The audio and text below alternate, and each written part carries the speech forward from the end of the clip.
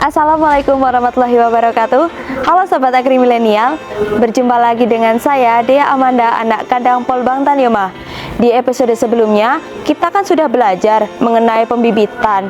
Nah, pada episode kali ini, kita akan belajar mengenai pemeliharaan dan pemanenan maggot. Kemarin kan kita sudah memasukkan pupa ke dalam kandang lalat.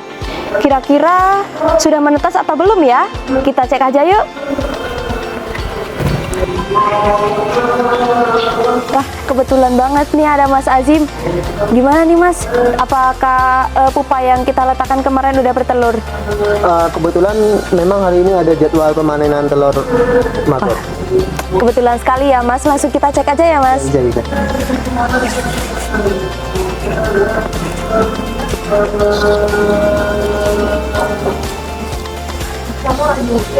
Iya, di rongga-rongga itu yang putih telur lalat biasa. Oke Sobat Agri Milenial, Egis yang kita letakkan kemarin ternyata sudah ada telurnya ya Mas. Berarti ini sudah langsung bisa dipanen? Iya, memang sudah jadwalnya panen hari ini. Oke, kalau begitu kita langsung panen aja ya Mas. Ya, bisa. Nah ini kan telurnya udah diambil ya Mas. Untuk langkah-langkah selanjutnya yang perlu kita lakukan apa dan bahan-bahannya apa saja yang diperlukan Mas?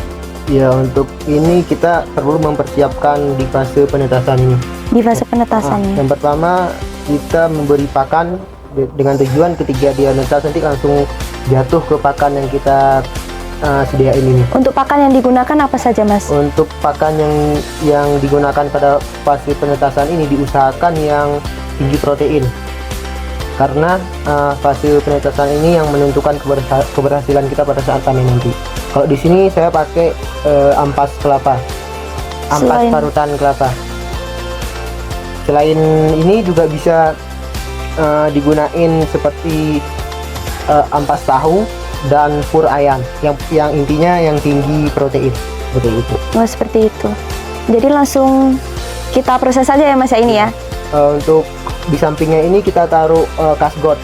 Kasgot itu kotoran dari maggot yang sudah kering, dengan tujuan ketika dia netas itu dia tidak kabur seperti itu. Apakah boleh diganti dengan bahan lain Bisa. Mas? Kalau biasanya itu orang-orang pakai bekatul, dedak bekatul untuk mengeringkan tubuh si baby maggot ini ketika dia netas nanti, supaya dia nggak kabur dari medianya seperti itu. Kalau di antara ini apa namanya tadi Mas? Kasgord sama yang lainnya itu apa Mas? Lebih bagusan yang Lebih mana bagus, gitu? bekatul, tetapi hitung-hitungannya ke efisiensi pemeliharaannya nanti. Karena kan kalau kasgot kita bisa dapat gratis gitu, kalau bekatul kita harus membeli. Seperti itu. Jadi langsung kita proses aja ya Mas. Bisa. Untuk awal kita taruh streaming sebagai sekatan supaya si telur ini tidak kontak langsung dengan pakannya, seperti itu. Seperti itu. Jadi tidak boleh langsung menyentuh dengan makanannya Ya, gitu. betul. Karena apabila telur maggot ini terkena air, terkena basah, itu bisa menyebabkan telur ini tidak menetas. Nah, seperti itu. Lalu ini diletakkan di mana? Di sini ya Mas ya. Dibungkus saja. Enggak, tidak. Di sini Ini kita masuk ke inkubasi.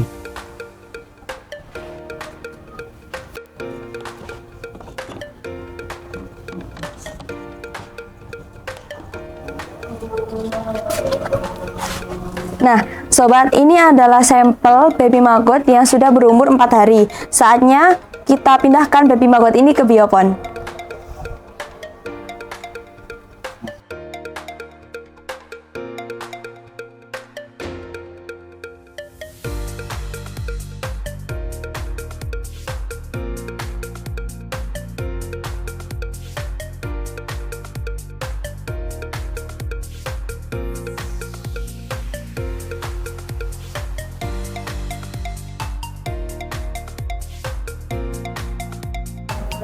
Nah Sobat, tadi kan kita sudah melakukan pemindahan baby maggot ke biopon.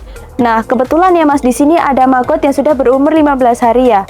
Kita ambil contoh biar Sobat di rumah tahu ya Mas, gimana cara ngasih pakan ke maggot ini. Kita gunakan maggot yang sudah berumur 15 hari ini ya Mas. Langsung saja kita kasih ya Mas.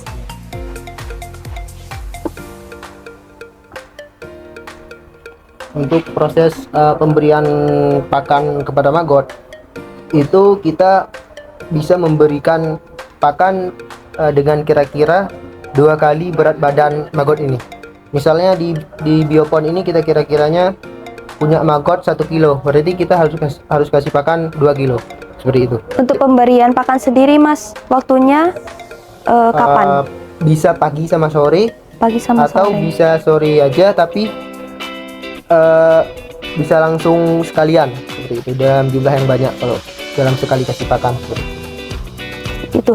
Apakah ada pakan khusus Mas untuk bertumbuhnya supaya maggot ini lebih berkualitas gitu atau gimana? Ada untuk proses supaya maggot ini cepat panen, itu sebaiknya pakan ini digiling terlebih dahulu supaya dia menggunakan energinya itu untuk membentuk struktur tubuhnya, seperti itu, tidak untuk memecah partikel dari pakan. Kalau misalnya pakannya sudah digiling, otomatis dia tidak membuang banyak energi untuk mengkonsumsi pakan tersebut.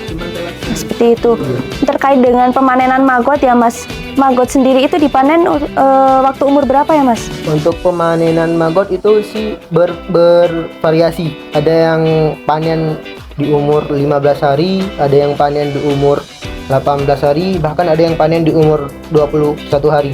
Tergantung manajemen pakan yang diberikan ke maggot ini.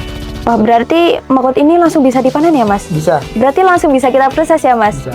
Tepat sekali sobat. Pas sekali kita langsung bisa memanen maggot ini ya Mas ya. Teganya kau permainkan cintaku yang tulus dari dasar hatiku. Jangan pernah kau coba kembali meminta bersama lagi. Nah, gimana nih teman-teman? Seru kan mengikuti proses pembudidayaan maggot dari mulai pembibitan sampai dengan panen? Sebelumnya, saya ucapkan terima kasih kepada Mas Azim ya Mas, yang sudah meluangkan waktunya dan memberikan ilmunya kepada teman-teman sekalian di rumah. Untuk episode kali ini cukup, saatnya saya Dea pamit undur diri. Nantikan episode anak-anak selanjutnya. Bye-bye!